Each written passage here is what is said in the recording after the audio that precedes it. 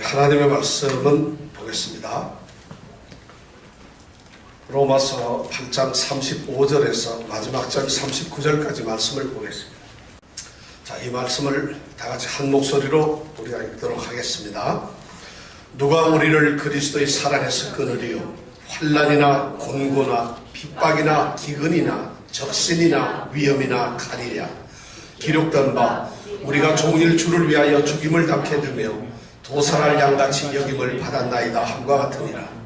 그러나 이 모든 일에 우리를 사랑하시는 이로 말미암아 우리가 넉넉히 이기느니라. 내가 확신하노니 사망이나 생명이나 천사들이나 권세자들이나 현재일이나 장래일이나 능력이나 높음이나 기쁨이나 다른 아무 피조물이라도 우리 주 그리스도 예수 안에 있는 하나님의 사랑에서 끊을 수 없으리라. 아멘. 이 말씀은 그렇게 살살 그냥 무감동하게 떠듬떠듬 이렇게 읽어야 되는 말씀이 아닙니다. 성경에서 하나님께서 우리에게 하시는 말씀 가운데서 가장 위대한 말씀이 무엇냐 꼽으라 하면 저는 오늘 이 말씀을 꼽고 싶습니다. 제가 8장 말씀을 처음 시작할 때 우리 사랑하는 성도들께 그런 말씀을 드렸습니다. 그런데 8장이 어느덧 이제 끝날 때가 되었고 그 마지막 최고의 절정, 가장 위대하고 장엄한 최고의 클라이맥스에 우리가 도착을 했습니다. 이 말씀을 여러분들과 함께 나누면서 오늘 여러분들에게 정말 끊을 수 없는 하나님의 사랑, 도저히 어쩔 수 없는 그리스도의 사랑이 여러분들에게 넘치시기를 원합니다. 오늘 이 말씀이 바로 우리에게 그런 것을 보장하고 있습니다. 하나님의 사랑, 그리스도의 사랑에서 우리를 끊을 수가 없다는 것, 이것이 바로 그리스도인들에게는 가장 위대한 축복이며 행복입니다. 그리스도인들이고 예수를 믿는 사람들에게 있어서 가장 큰 기쁨이 뭐냐? 하나님의 그리스도의 그 사랑 안에 우리가 있는 것입니다. 그 사랑에서 떠나지 않는 것입니다. 그 사랑 속에서 우리가 누리며 살며 그 사랑 안에서 우리가 모든 것을 하는 것이 바로 그리스도인들에게 내려지는 가장 위대한 축복이라는 것입니다. 바로 그 하나님의 사랑, 그리스도의 사랑, 그 사랑으로부터 우리를 분리해내고 떼낼 수 있는 것이 과연 있겠는가 하는 것이죠. 과연 그것이 가능한가 하는 것이죠. 그리스도인이 하나님을 믿는 하나님의 사람들이 하나님의 사람들을 과연 그렇게 할 수 있는 것이 무엇이겠느냐는 것이죠. 하나님께서 혹시라도 우리를 향한 그 하나님의 사랑을 소홀해하시는 것은 아닐까? 그것을 도로 취소해버리시는 건 아닐까? 아니면은 하나님께서 우리를 사랑하는 그 사랑을 무언가 누군가가 방해하며 그것을 가로막으려고 하는 것은 없는가? 아니면은 하나님의 사랑에서 우리를 강제로 끌어내어서 우리를 그 사랑으로부터 벗어나게 하는 그러한 도전 세력들은 없는 건가? 아니다면 그 하나님의 쏟아지는 사랑 가운데서 우리가 그 사랑을 거부하고 그 사랑으로 다가가지 아니할 수 있는 방법이 있을 것인가? 오늘 대답 말씀이 아니라는 것이에요. 오늘 말씀은 그 질문을 누가 우리를 그리스도의 사랑에서 끊으리요? 누가 우리를 도대체 그리스도의 사랑에서 끌어낼 수 있겠느냐? 그 사랑으로부터 분리될 수 있는다는 말이에요. 이것이 불가능하다는 것입니다. 오늘 이 마지막 질문을 여러분과 나누면서 우리는 이 질문이 오기까지 여러 가지 단계를 거쳤습니다. 8장 31절에 보니까 그런즉 우리가 무슨 말하리요? 이 일에 대해서 무슨 말하리요? 만일 하나님이 우리를 위하시면 누가 우리를 대적하리요? 이런 말씀으로 우리가 첫 번째 질문에 우리가 접했습니다. 누가 우리를 대적할 수 있겠습니까? 하나님이 우리를 위하시는데 이것이 첫 번째 던져진 우리에게 도전의 질문이었어요. 두 번째로 32절에서 자기 아들을 아끼지 아니하시고 우리 모든 사람을 내어주시니까 어찌 그 아들과 함께 모든 것을 우리에게 은사로 주지 아니하시겠느냐. 이것이 바로 두 번째 하나님의 사랑의 표현이었습니다. 세 번째 우리의 하나님의 사랑과 우리의 관계에서 또한 도전이 있었는데 그게 바로 뭐냐면 33절의 말씀. 누가 능히 하나님의 택하신 자들을 송사하리요. 어떤 사람들이 하나님의 사랑, 하나님이 우리를 사랑하셔서 우리를 구원하신 그 사건에 대해서 고소하며 하나님께 대항할 수 있겠느냐는 것이죠. 의롭다 하신 이는 하나님이시라는 것이에요. 그리고 우리가 지난주에 생각했던 34절 누가 정죄하리요? 누가 우리를, 그리스도 안에 있는 우리를, 그리스도를 믿는 그리스도인인 우리를 유죄 판결을 내리고 죄인이라고 정죄하면서 우리를 비판하고 평가할 수 있겠느냐는 것이죠. 그럴 수가 없다는 것이죠. 왜냐하면 그 죄인인 우리를 위해서 죽으신 분이 바로 그리스도입니다. 그 죽음에서, 죄의 권세의 마지막 보루인 그 사망에서 다시 살아나신 분은 우리 그리스도라는 것이죠.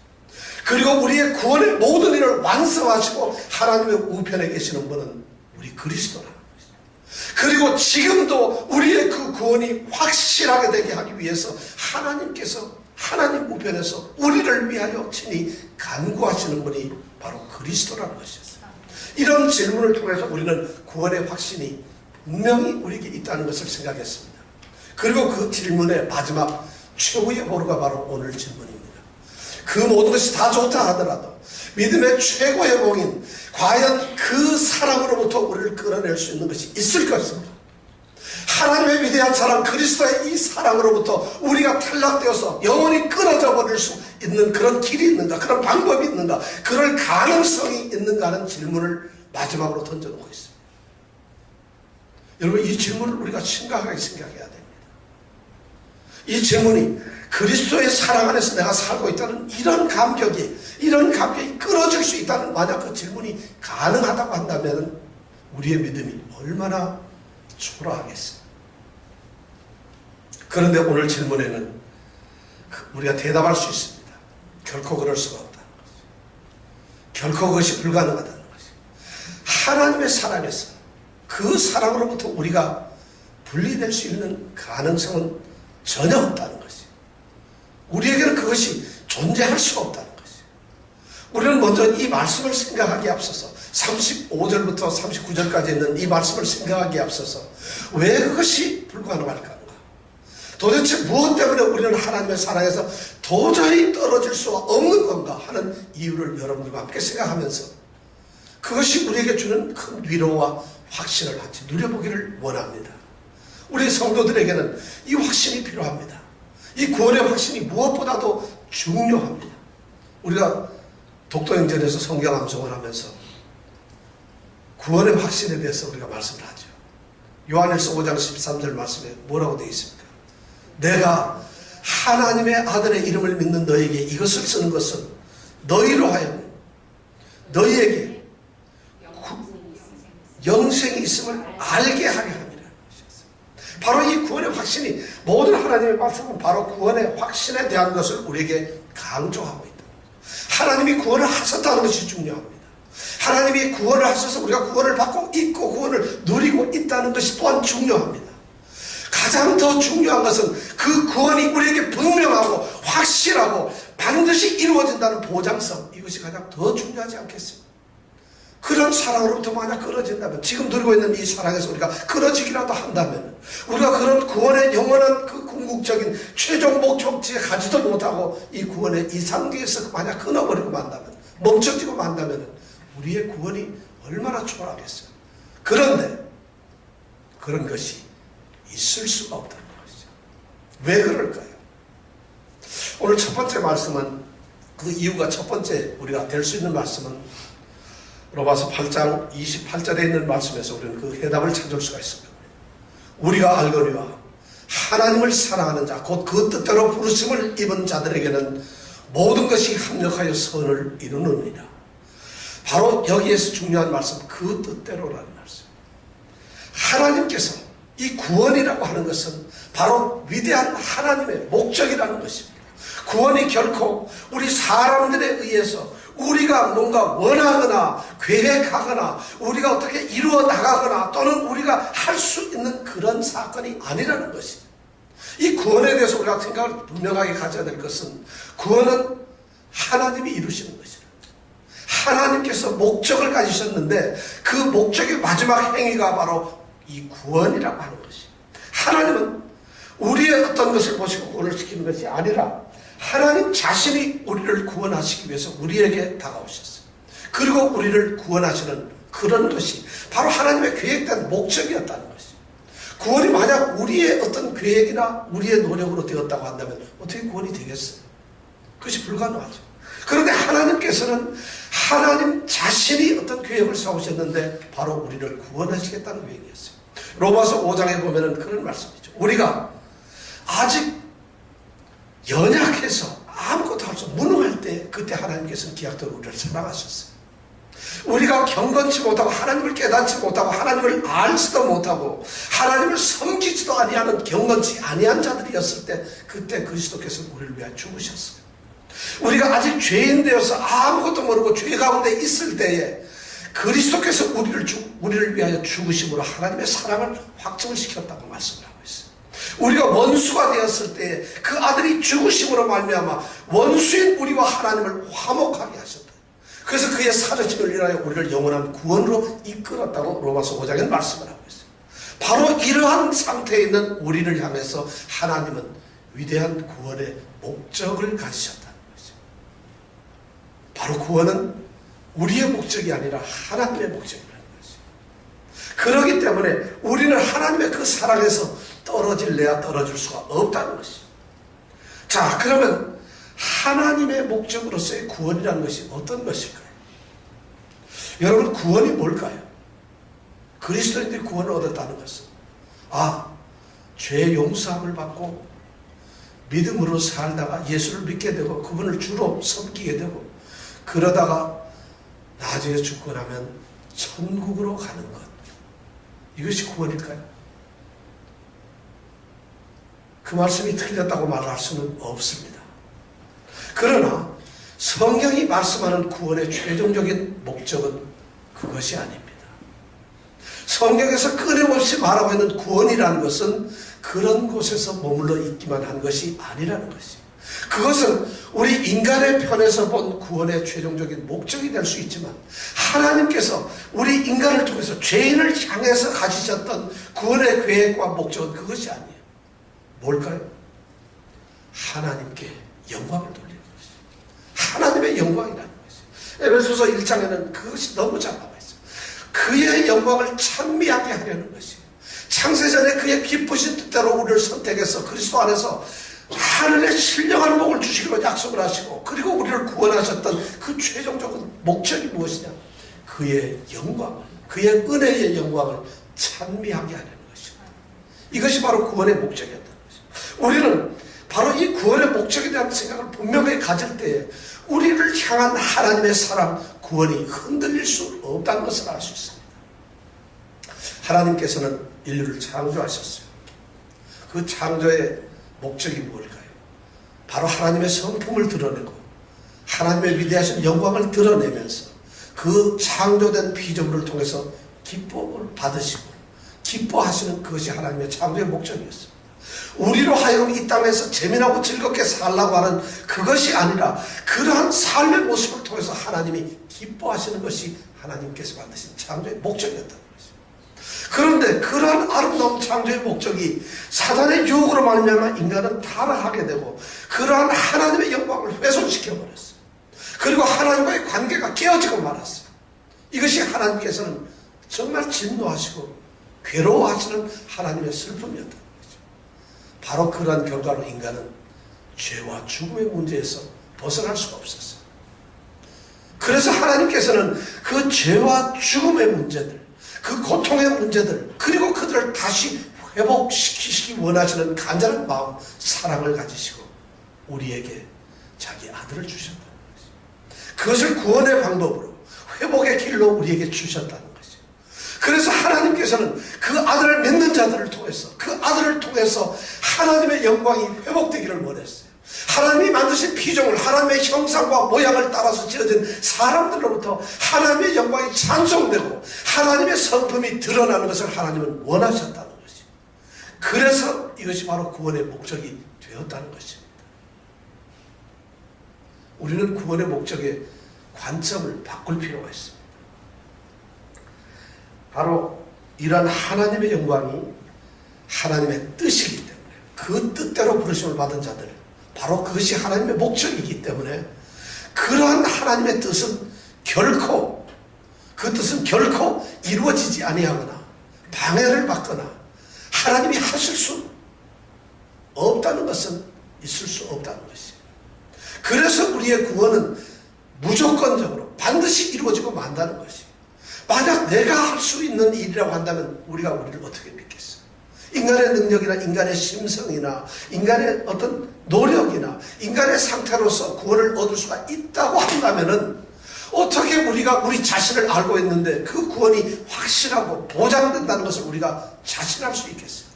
놀랍게도 이 구원은 하나님의 목적이었다는 것이. 하나님 그분이 정하신 계획이고 그분이 간절하게 우리를 청했던 마음이었기 때문에 이것은 흔들릴 수가 없다는 것이죠. 바로 이 구원이 그런 것이라는 것을 여러분들이 알아주시기 바랍니다. 그래야만 우리의 구원이 확실하다는 것이죠. 두 번째 이유가 또 있습니다. 우리가 하나님의 사랑에서 끊어질 수 없는 것, 절대 하나님의 사랑에서 떨어질 수 없는 이 구원에 또한 중요한 것이 있습니다. 그것이 뭐냐면 하나님께서 그렇게 목적을 가지시고 우리를 구원하시길 원하셨는데 그 구원을 하시는 하나님의 구원의 역사가 있습니다. 하나님이 구원을 이루어 가시는 그 일을 통해서 볼 때에 이것은 하나님이 하시는 일이니까 우리의 구원은 흔들릴 수가 없다는 것이죠. 우리가 결코 그 사랑으로부터 분리될 수가 없다는 것입니다. 로마서 8장 29절 30절 말씀에는 이렇게 말씀을 하고 있습니다. 하나님이 미리 아신 자들로 또한 그 아들의 형상을 본받게 하기 위하여 미리 정하셨으니 이는 그로 많은 형제 중에서 맏아들이 되게 하려 하십니다. 또 미리 아신 자들을 또한 부르시고 부르신 그들을 또한 의롭다 하시고 의롭다 하신 그들을 또한 영화롭게 하셨느니라. 이렇게 말씀하고 있어요. 여기에 우리는 위대한 하나님의 구원의 어떤 역사를 우리는 봅니다. 하나님께서는 우리를 구원하시는데 무계획적이고 무질서하게 우리를 구원하시지 않았다는 것이요. 하나님은 아주 투철하고 분명한 스텝과 스텝을 밟아가면서 우리를 구원을 하셨습니다. 우리는 이것을 구원의 영원한 사슬고리라고 합니다. 이 구원의 고리에서 우리는 하나님의 놀라운 사랑을 발견할 수 있고 흔들리지 않는 하나님의 사랑을 깨달을 수가 있습니다. 그 다섯 가지가 뭡니까? 하나님은 미리 아셨어요. 우리를 미리 아셨어요. 그리고 미리 우리를 정해 놓으셨어요. 그리고 우리를 부르셨어요. 그리고 우리를 의롭다고 하셨어요. 그리고 우리를 영화롭게 하셨어요. 이 다섯 개의 이 구원고리를 통해서 하나님께서는 흔들릴 수 없는 하나님의 사랑을 우리에게 확증하셨다는 것이에요.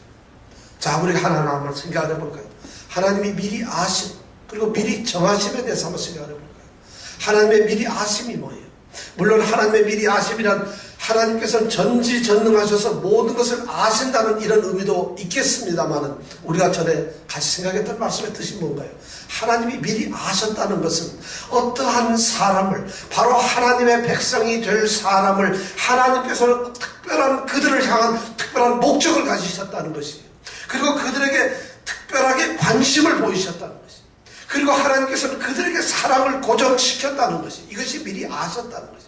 하나님이 어떤 사람을 아셨다는 이 말은 그 사람과 특별한 관계를 가지고 계신다는 이런 말씀이라는 것을 우리가 이미 말씀을 하셨어요. 바로 하나님은 우리가 이 세상에 있기도 전에 이미 우리를 그렇게 알고 친밀한 관계, 특수한 관계로 우리를 세워두셨어요. 왜 그랬을까요? 그 목적이 뭘까요? 그 아들의 형상을 본받게 함으로 그 아들로 하여금 맏아들이 되게 하려는 그러한 목적을 가지셨어요. 그 목적 때문에 하나님께서는 우리가 이미 하나님을 알기도 전에 미리 정해 놓으셨다는 것이죠.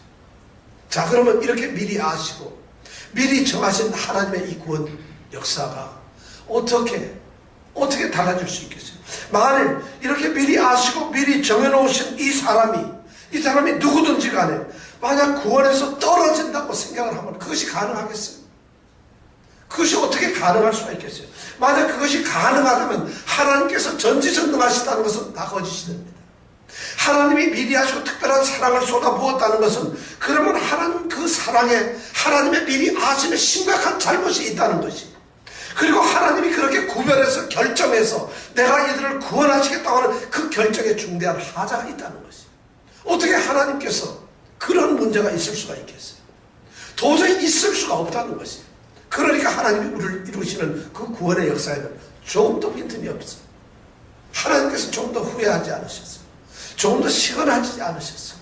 그러니까 반드시 이룰 수밖에 없는데 미리 아신 하나님의 그 미리 아심이 어떻게 인간들과 똑같이 잘못될 수가 있겠느냐는 거죠. 그러니까 미리 아신 자들, 미리 정하신 자들은 결코 흔들려서 떨어나갈 수가 없다는 것이에요. 부르심에 대해서도 한번 생각해 보죠. 부르심이 뭐예요? 그냥 무턱대 놓고 부르신 게 아니에요. 하나님께서는 우리를 부르셨는데 우리는 이 성경적으로 이것이 효과적인 부르심이라는 것을 우리는 알고 있어요. 어떤 사람을 부르시는데 그 사람을 인도하여서 그 사람으로 하여금 믿음을 가지게 하고 그리고 예수를 주로 영접하게 하고 그 예수를 믿게 하면 그렇게 해서 영원한 하나님의 백성으로 삼으시는 그 하나님의 그런 부르심을 우리는 성경적으로 불렀다 이렇게 얘기를 합니다. 하나님은 바로 우리를 그렇게 부르셨어요. 하나님의 부르심은 바로 우리를 부르신 것은 바로 그런 것이에요. 우리가 누구의 전도를 받고 물론 왔습니다만 우리가 하나님을 믿고 있지만은 하나님의 부르심의 의미는 우리로 하여금 꼼짝없이 예수를 주로 삼고 그분을 예수를 믿으면서 그 믿음 안에서 살아가는 이러한 확실한 부르심을 우리는 받은 존재들이에요. 예를 들어서 불렀는데 오지 않는 사람 그걸 우리는 불렀다고 하질 않아요. 바로 택함을 받고 특별한 부르심을 받은 사람들이. 그런데 이렇게 그러한 부르심을 받고 온 사람들이 예수를 믿다가 또는 복음의 진리를 알면서 그 진리를 서서히 알다가 그 진리를 부정하게 되고 그리고 구원이 된 그 자리로부터 박차 나가서 떨어질 수 있다는 가능성이 어떻게 있을 수 있겠어요? 그러면 도대체 하나님께서는 구원을 위해서 확실하게 효과적으로 불러낸 그들을 왜 부르는 것이에요? 뭐 때문에 불렀을까요? 도로 튀어져 나갈 거고 도로 떨어져 나갈 거고 구원에서 탈락된 그 사람을 뭐 때문에 하나님께서는 효과적으로 확실하게 그들을 불러야 되는 이유가 뭐였을까요? 그 의도가 뭐겠어요? 그것이 가능하겠어요? 있을 수가 없는 것 아니겠어요? 떨어질 걸 알면서도 부르시는 하나님, 그렇게 하나님이 어리석은 분인가요? 그렇게 무력하신 분인가요? 이거는 하나님에 대한 정면 도전이에요. 말이 되질 않는 것이에요. 그러니까 우리를 부르신 것을 생각하면 우리는 구원에서 떨어질 수가 없어요. 자, 의롭다 하심을 또 한번 생각해 보겠습니다. 의롭다 하시는 게 뭐예요? 우리가 죄인이고 아무것도 없고 연약하고 원수된 그 자리에 있는 자들을 사랑하셔가지고 우리가 죄인된 그 모습이 그대로 있음에도 불구하고 예수 그리스도의 의로운 옷을 우리에게 입혀주셔서 그리고 우리를 보시면서 이제는 네가 의롭게 되었다. 너는 의롭다 하고 선언하시는 이 행위가 바로 우리가 의롭게 되었다는 것이에요. 우리 자신이 바뀌어서 완전히 깨끗하게 되었다는 것이 아닙니다. 우리 자신이 성품이 너무 고와져서 이제는 흠이 없는 완전한 존재가 되었다는 그런 말이 아니라 아직도 우리는 부족하고 아직도 우리는 죄스럽고 아직도 우리 속에는 죄성이 드글드글 끓고 있음에도 불구하고 하나님께서 그런 죄인이 죽어야 되는 그 자리에 자기 아들을 죽게 하셔서 그 아들의 죽으심을 통해서 그 아들의 죽으심의 의로움을 통해서 그것을 우리에게 이제 너희가 의롭다 하고 선언을 하시는 행위가 바로 하나님의 의롭다 하심이에요. 우리가 바로 그렇게 된 존재라는 것이에요. 자, 그렇다면 만일 하나님께서 그렇게 죄인되고 이런 사람들 만약 의롭다고 하나님이 선언을 하셨는데 그 사람이 어느 날 갑자기 하나님의 사랑 구원에서 떨어져 나가가지고 실족하고 실패했다고 한다면 그것이 만약 가능하다고 한다면 도대체 하나님의 확실한 사랑으로 그렇게 의롭다고 선언을 하시는 그 하나님은 도대체 어떻게 되시는 분이냐? 그것이 도대체 가능하겠어요?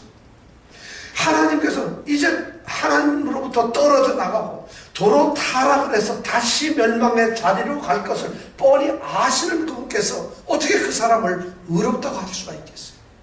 하나님이 의롭다고 하신 것에는 결코 실수가 없으시다. 그러니까 우리는 하나님의 사랑에서 떨어질 수가 없다는 것이에요. 이것이 바로 이 구원의 고리에서 나타난 하나님의 사랑에 대한 확실성을 우리에게 증거해주고 있어요. 마지막 영화롭게 하셨다는 것. 영화롭게 하셨다. 영화롭게 하셨다는 것은 우리의 몸이 최종적으로 부활을 해서 다시 살아나서 영원히 아름다운 부활체가 되어서 하나님과 함께 있는 그 상태를 우리는 영화롭다고 합니다. 오늘 성경 말씀해 보니까 영화롭게 하셨느니라. 의롭다 하신 그들을 또한 영화롭게 하셨느니라. 이 영화롭게 하셨다는 이 말의 가만히 뜻을 보니까 이게 영화롭게 하는 것은 현재의 일이 아닙니다. 과거의 일도 아니고 미래에 있어야 될 일이에요. 우리가 죽어서 마지막 심판의 날에 하나님께서 이 세상을 심판하실 때 이제 모든 믿는 자들을 영화롭게 하시는데 마지막에 있어야 되는 그런 미래적 사건이고 미래에 있어야 될 사건인데도 불구하고 오늘 말씀해 보니까 영화롭게 하셨다는 과거형을 쓰고 계세요. 이 말씀이 무슨 말이에요? 하나님께서는 영화롭게 하셨어요. 벌써 이미 우리를 의롭게 부르시고 의롭다 하시고 하심으로 말미암아 우리를 이미 너는 영화롭게 되었다고 선언을 하시고 만 그리고 실제로 우리는 하나님의 우편에서 지난주에도 우리가 말씀드렸습니다. 에베소서 2장의 말씀처럼 죽은 가운데서 우리를 살려 또 그와 함께 올리사 또 그와 함께 하나님 우편에 앉히셨다고 이렇게 말씀을 하고 있어요. 우리는 이미 영화로운 자리에 가 있는 사람들이에요. 하나님께서는 이것이 뭐냐면 장엄한 하나님의 위대한 미래적 과거라는 미래적 과거라는 말이에요. 미래임에도 불구하고 이미 이루신 하나님의 사건이라는 거죠. 자, 그렇다면 우리가 이미 부활체로서 하나님과 동행하는 거룩한 영화로운 존재가 되어 있는데 영화롭게 하나님께서 그렇게 만들어 놓으셨는데 하나님이 우리를 향해서 그런 일을 이미 이루어 놓으셨는데 어떻게 그 사람이 떨어질 수가 있겠어요? 하나님이 만들어 놓은 영화로운 존재가 어떻게 나는 이 구원을 포기하겠습니다. 그럴 수가 있겠느냐. 그것이 무효가 될 수 있겠느냐. 그것을 취소할 수 있겠느냐는 것이에요.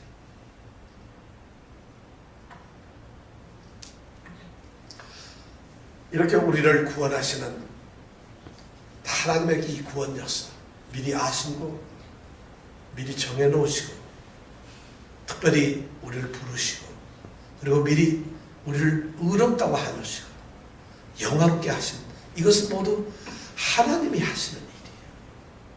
하나님이 이루셔 가시는 구원의 모습들이라는 거죠. 우리는 거기에서 그렇게 모습이 우리가 달라졌을 뿐이에요.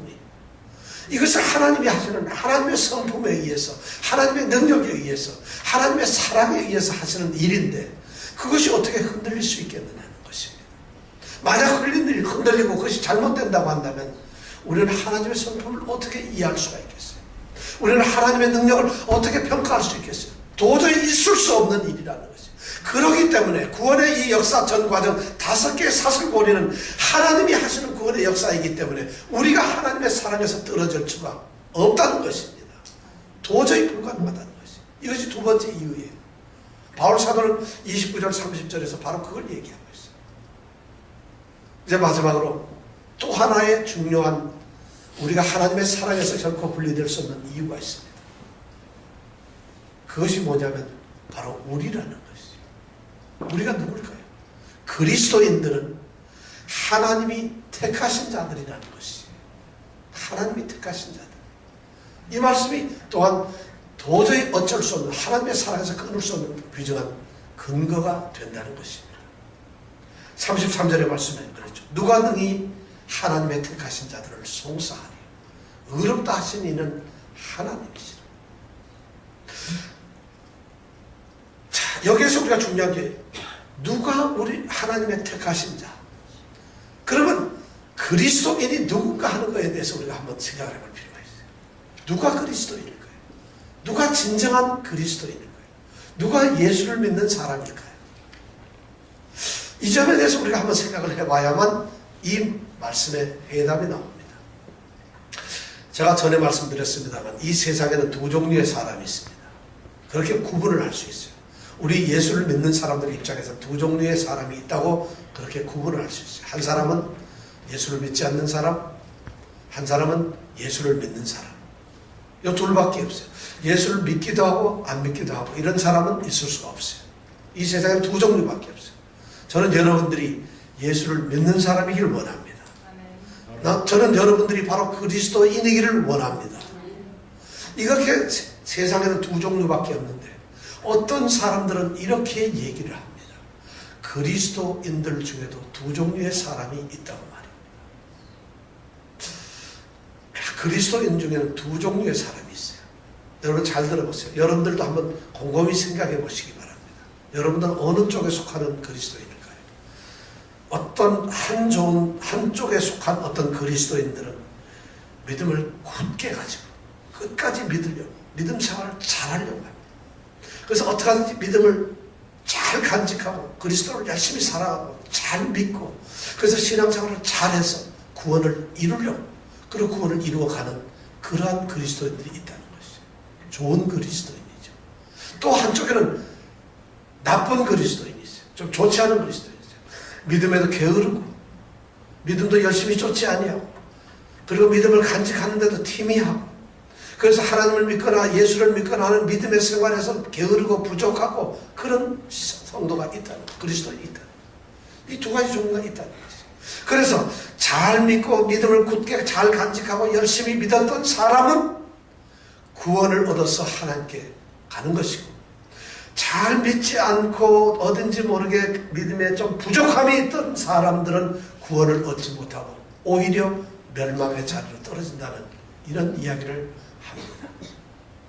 여러분 이 말을 어떻게 생각하세요? 심각한 문제들입니다. 오늘 교회에서도 상당한 사람들이 이런 이야기를 하고 있어요. 저는 이 말이 너무나 잘못되었다고 생각합니다.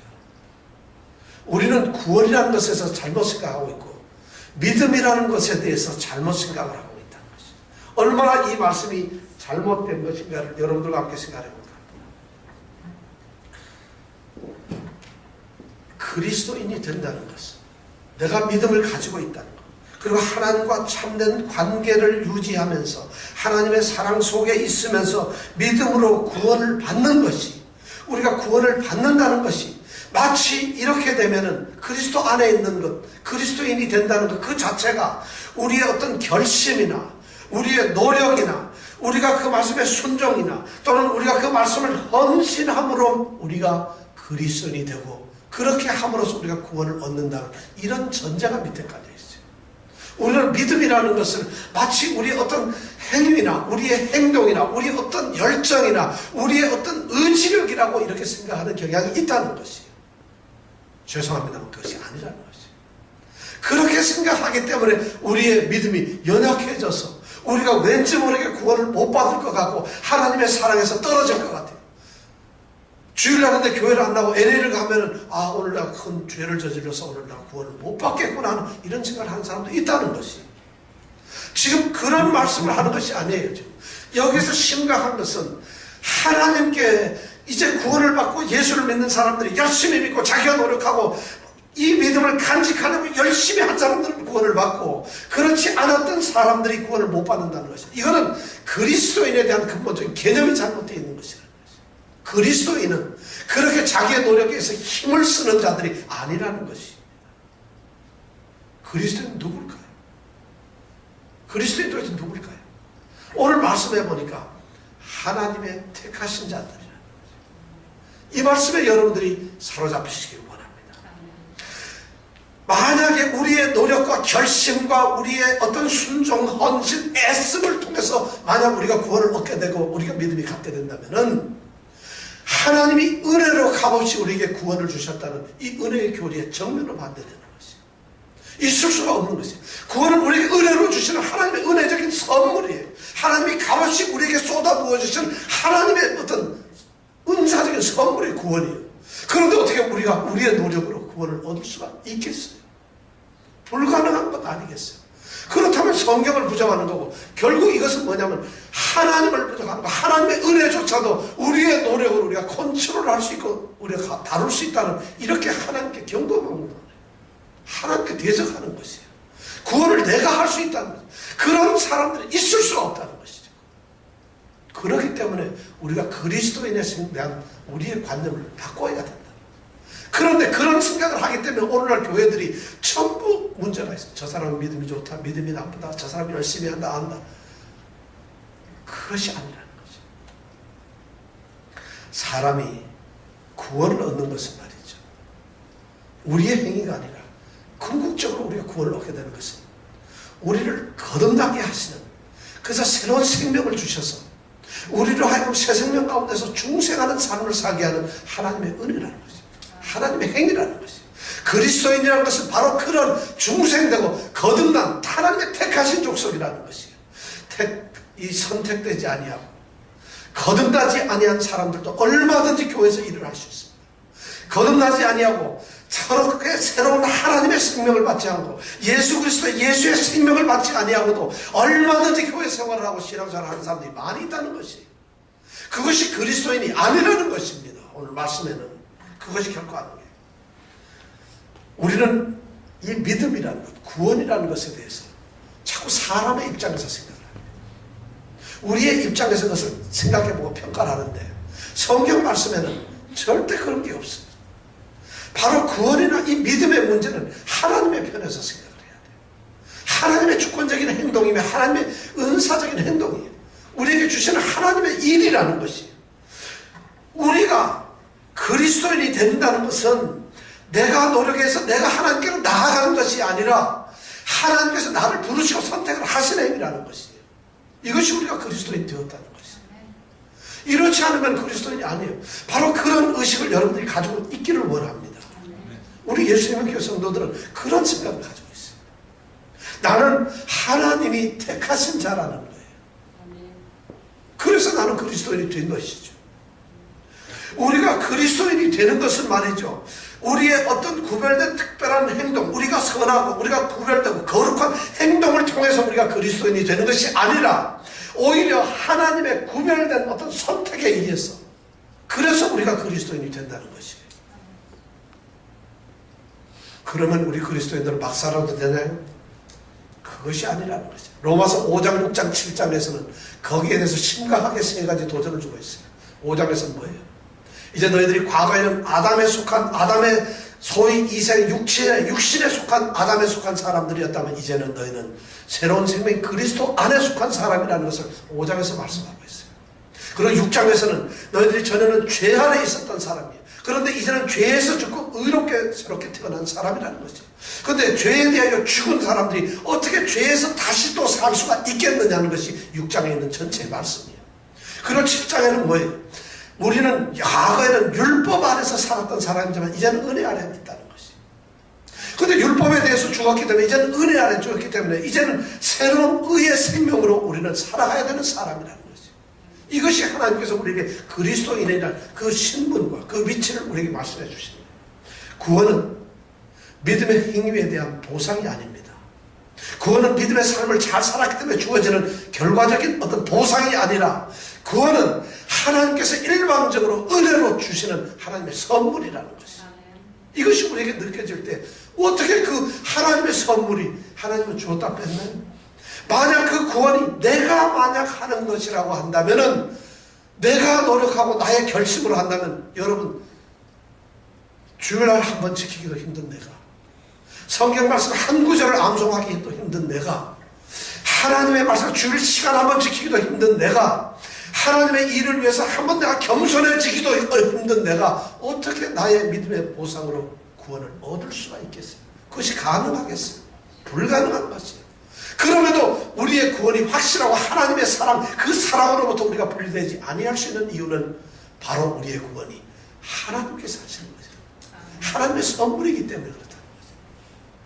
그러니까 우리 성도들이, 우리 그리스도인들이 이제 생각을 바꿔야 돼요. 교회 안에는 그런 좋은 그리스도인이 있는 것도 나쁜 그리스도인이 있는 것도 아니에요. 그리스도인이라고 하는 이 말씀에는 하나님이 선택하신 거예요. 하나님의 선택에는 새로운 생명을 주셨다는 동일한 동질성이 있어요. 서로 지체라는 것이에요. 달라짐이 없어요. 그러니까 거기에 차별이 있을 수가 없다는 것이에요. 물론 처음 있는 초보적인 사람도 있을 수가 있을 것이에요. 그러나 하나님께서 원하시는 그 생명체에는 동일한 생명체라는 것이에요. 그렇기 때문에 우리는 구원을 얻었다는 거죠.